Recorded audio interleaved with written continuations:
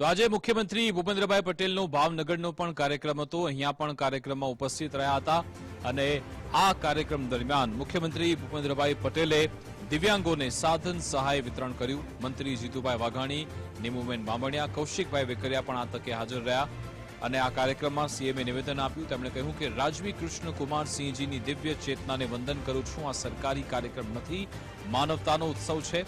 PM હંમેશા જરૂરિયાતમંદને લાભ મળે તે આગ્રહ રાખે છે। 1017 દિવ્યાંગોને 1.16 કરોડના સાધન અર્પણ થવાના છે તેવું સીએમએ કહ્યું। કૃષ્ણકુમાર સિંહજીએ સરદાર પટેલની ઉપસ્થિતિમાં ભાવનગર રાજ્યનું વિલીનીકરણ એક અને અખંડ ભારતમાં કરવાની ઐતિહાસિક પહેલ કરી હતી। મારી પ્રજાનું કલ્યાણ થાવ એવો તેમનો ધ્યેય મંત્ર દેશભક્તિ અને જનકલ્યાણનું જીવન પ્રતીક છે। વડાપ્રધાન શ્રી મોદી સાહેબે એ જ પ્રજા કલ્યાણના મંત્રને 140 કરોડ દેશવાસીઓના સર્વગ્રાહી કલ્યાણ અને વિકાસથી આજે સાકાર કર્યો છે।